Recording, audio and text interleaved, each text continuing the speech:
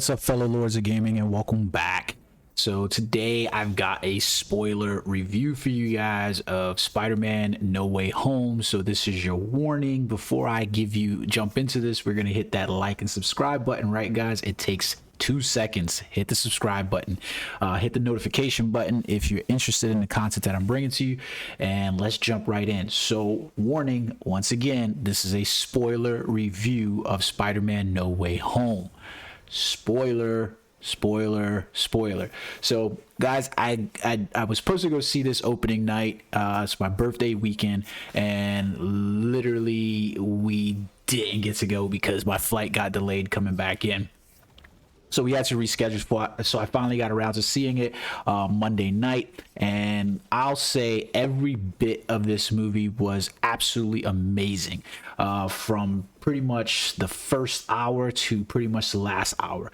I will admit that the first hour pretty much drags on a little bit as we get some character building that feels like it doesn't really need to be there. Essentially what I mean by that is it's kind of weird because we get this character building that we already have. Like, you know, they build more on MJ and Ned's relationship with Peter Parker, and I get it, but I don't get the necessity of it either. We get a lot of his relationships with other characters and how he integrates inside the Marvel Cinematic Universe. And while you feel like it's stuff that has been played out enough in other movies, you still get more of this. And it's probably like an hour worth of getting more of this, basically character building stuff that we covered in all of the two previous Spider-Man movies, and including inside of Avengers. So it felt wasted in a sense, but at the same time it greatly delivered on some of the heartfeltness of the movie. Like, you know, overall I would have to say, like, if you were going to rate, you know, whether or not that hour was going to need to be in there or not, it definitely felt, you know, like you definitely didn't feel bad that it was there. If I had to put it one way, you didn't feel bad that it was there, and that's essentially how it boils down inside the movie. Right off the back, I'm gonna tell you guys, I would probably give this movie a solid 8 out of 10. I didn't feel the in-game levels of epicness, you know. I want to say that, but this definitely felt like it was a movie that was operating outside of the MCU and more inside Sony's universe than it did inside, you know, the Marvel Cinematic Universe. And what I mean by that is, I felt like it's hard with the relationship that exists between Sony and Marvel for this franchise, specifically because of the way the character's being handled, and they basically like got 50-50 handling of the character. But it felt really good. Peter's relationship with MJ, especially, you know, us knowing that, you know, Zendaya and Tom Holland are really dating, still felt really genuine, felt really great on screen. Ned definitely felt like the third wheel inside the relationship, but that close bond between those friends felt really intact inside this movie, up until we basically get introduced into what we all knew was coming, was the Sinister Six. You basically get Kurt Connors, Lizard, Doc Ock, Green Goblin, Electro. They all make an appearance, and they all get their little set piece time to basically tell those stories. So if you never watched, you know, Tobey Maguire's Spider-Man, or you never watched Andrew Garfield's Spider-Man, you still got a sense of exactly, you know, what you wanted from these characters, because you still felt like, you know, you were brought into their world to understand their motivations for being in there, and you got to see Peter go on this journey through, you know, those movies, basically with the characters from a different approach, where he was basically trying to cure those characters. So we were all hoodwinked into, you know, thinking Doctor Strange was basically, you know, operating as maybe Mephisto or something like that. I think that would have been a really cool, you know, plot twist in there, but that's not exactly what's happening. Basically what happens inside the movie, and the plot point of it, is that Spider-Man, you know, he wants everybody to forget what's going on, because him and MJ and Ned aren't getting into schools because he's been outed, and, you know, people have the court of public opinion on what he's done as a superhero, as a vigilante inside the city. And it's cool because you basically get to see that angst from a different side of the superheroing. Basically, you know, like the rest of the superheroes that we've dealt with are all adults and they fit within this adult universe, but here goes a kid living his life and still growing into adulthood. And most of this movie is literally about that, is Spider-Man going into adulthood. So we transition from him being Tom Holland, the boyish, lovable, free, you know, spirited character that he is, the innocence, his age of innocence, and how he loses that in regard to becoming Spider-Man. And basically his first foray into that is, you know, I need to make this decision for everybody to forget me, but I'm still a child. You know, I don't understand that, you know, while I want this, it might not necessarily be the best thing, and that this comes with consequences. And so he botches the spell with Doctor Strange, and inside Doctor Strange's botching of his spell, they end up having all of these villains from Tobey Maguire and Andrew Garfield's universe, the Sinister Six, come and occupy his world. And all of these villains are basically they're pulled from their universes at the very last moment, you know, the moment right before their deaths in their own universe, which is pretty damn cool, right? They all realize this, and Peter's like, well, I'm going to cure you all. I'm going to cure you guys, and I'm going to send you back so that way you get a second chance. And Doctor Strange is basically trying to tell him, you know, the same thing we got to see in the Loki series, is that you don't know the magnitude of what's happening inside the multiverse. You don't know what's going to come from sending these people back. We have to just let this go.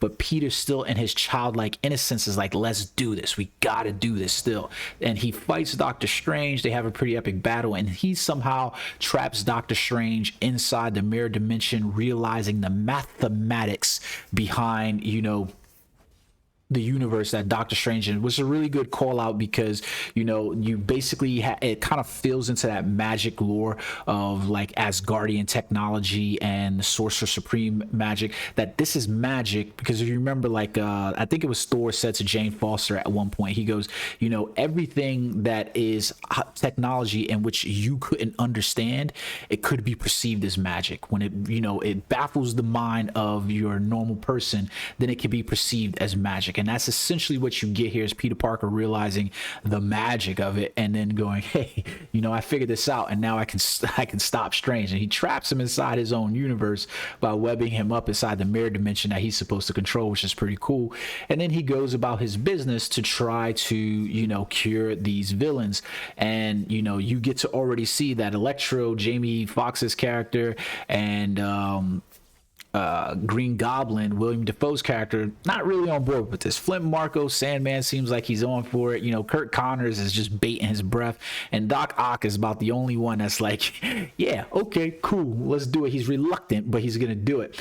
And so what ends up ensuing is that basically we lose Marissa Tomei's character as Aunt May in the universe, and she becomes the stand-in for Uncle Ben, and she's the one that delivers the message to Peter Parker: with great power comes great responsibility. It's his coming of age that we basically got in Tobey Maguire and that we got inside Andrew Garfield's, right?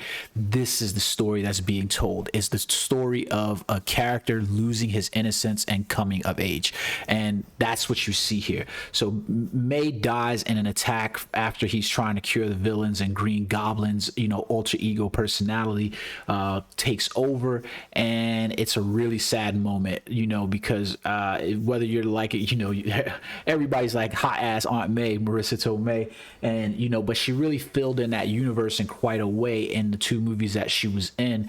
And so it's a really sad moment build up where Peter is then forced to deal with grief.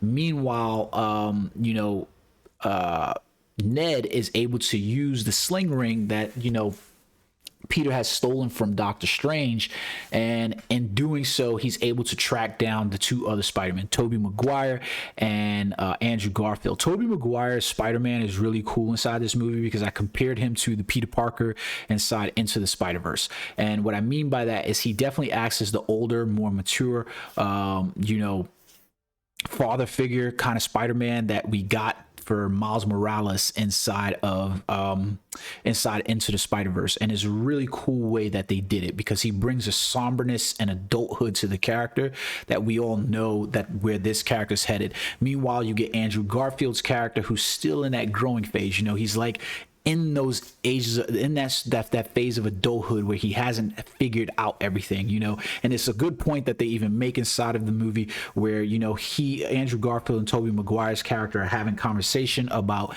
MJ and, you know, Gwen Stacy, and how, you know, in Tobey Maguire's universe, him and MJ have kind of figured things out in order for him to exist as Spider-Man and so forth. So it's pretty cool that they bring it from there, right?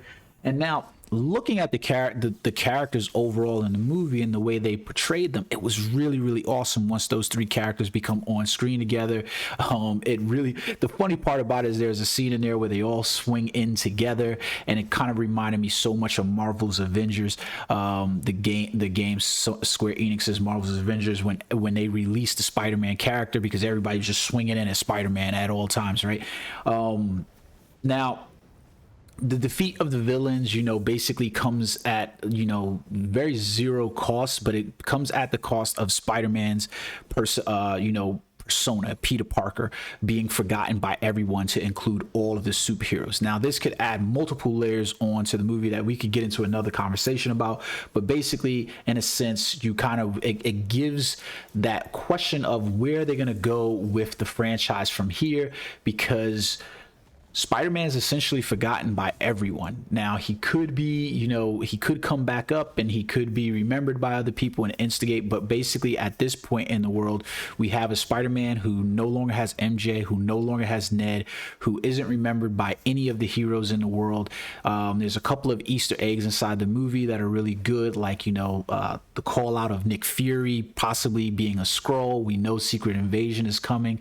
There's some other call outs as well, basically some timeline variations that are happening because of the spell that they're conducting. So there's a lot that's happening inside this movie that, you know, overall you're just like, wow, this is going to be exciting.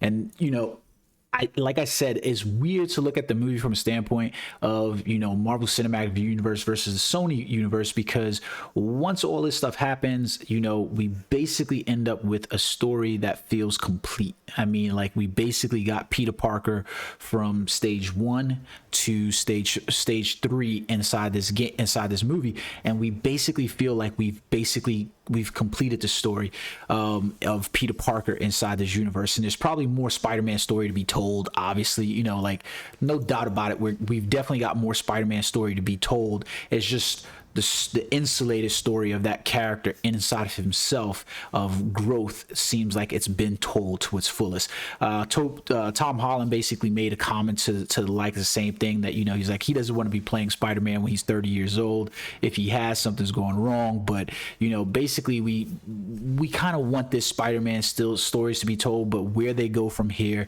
is going to be a brand new adventure for the character, because we're going to probably have to bring back MJ and Ned into his life somehow, and see how he fits with inside the rest of the universe. It'll be really cool to see that. I don't want to go over all the intricacies, but I gave you the main plot to the story to ask, have you gone to see the movie yet? There's a pretty cool Easter egg at the end of the movie, the post-credit scenes. We all know that Marvel movies get those, where we see Venom seemingly, I think in Hawaii, basically talking about how he got pulled into the world, and then taking a look at, you know, okay, well, I got to peace out now, but he leaves a piece of the Venom symbiote on the bar, and it makes some little move at the end there. So could we possibly see a Venom story? Could we possibly see Null, the God symbiote, down the range? It would be really epic to see. It'd be really cool to see, because basically now we know that we have the Venom symbiote in the MCU universe, and we have the Venom symbiote inside of the Sony universe.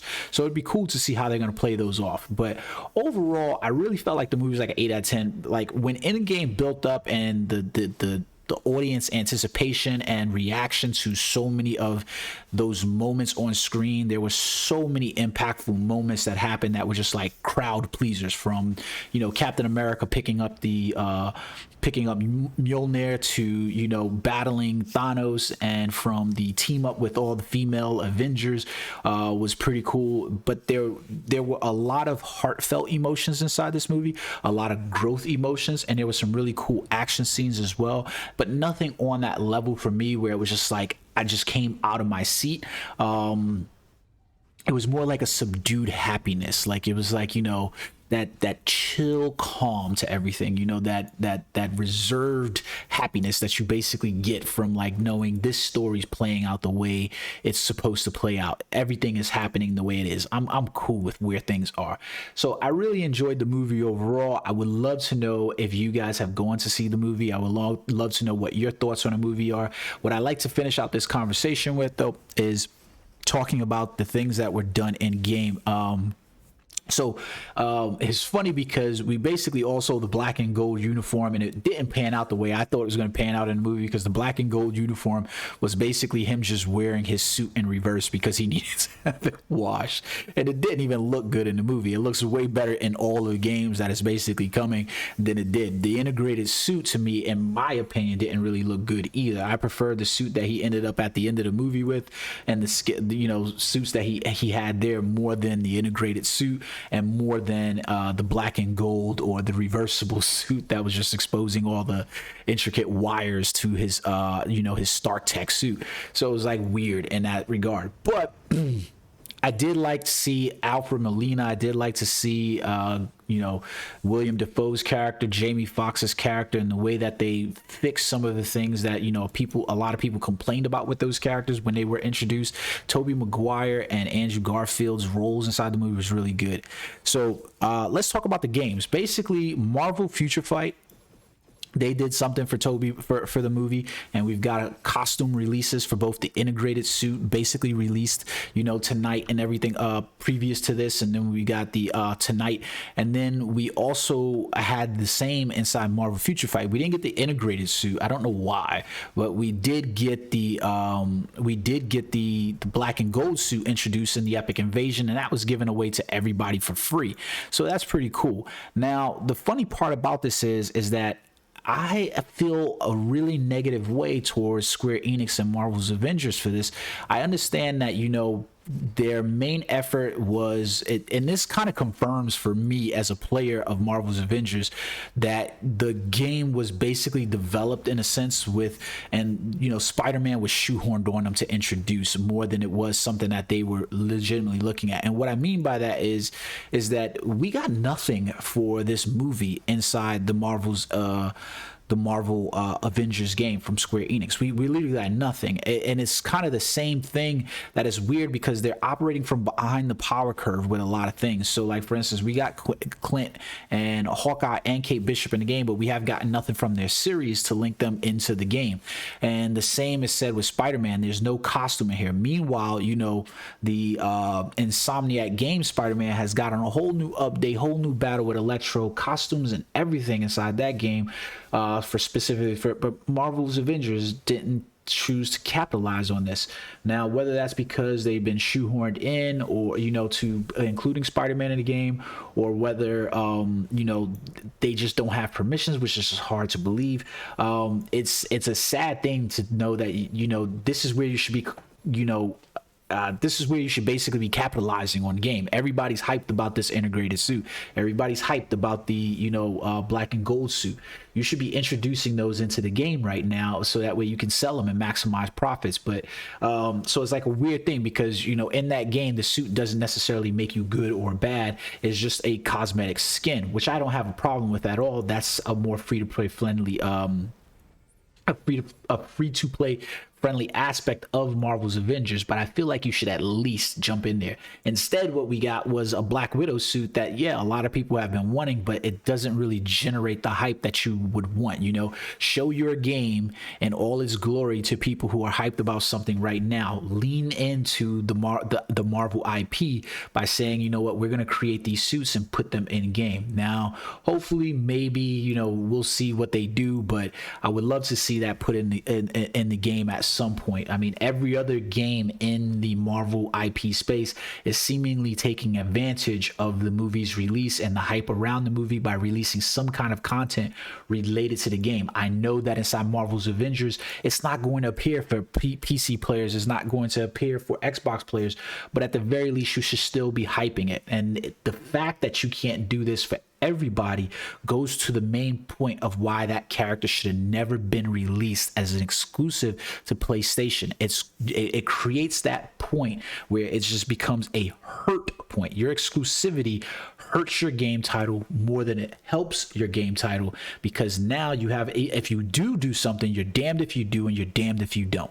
You go inside there, you want to create content for this Spider-Man character. Now you eschew a percentage of a portion of your players who are playing on different consoles or different PC systems, and now you're damned because they get pissed off that you took the time to create something for this character, but you left out all the other characters that they get to play with. This exclusivity stuff is just weird. You kind of look at it and you're like, yeah, I get it. You got to sell consoles and you got to make it that your console is, the console that people should be buying. But at some point you got to realize, like, look, there's going to be a place where this hurts the bottom line is more than it is helping the bottom line.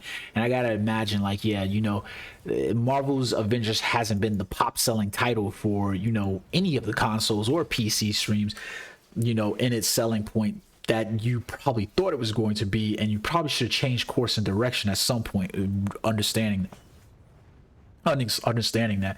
But it is what it is. I enjoyed the movie immensely. I hope you guys get out and find a way to watch the movie, whether you're going to do it in theaters. If you do, please be safe out there.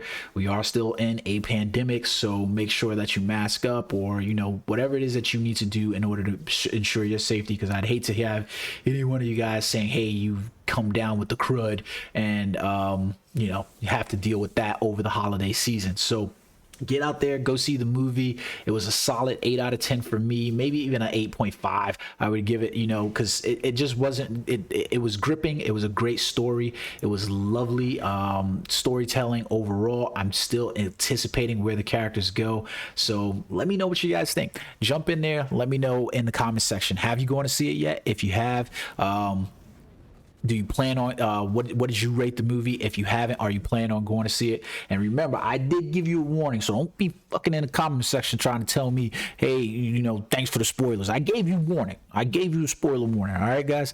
Until next time, guys. Peace.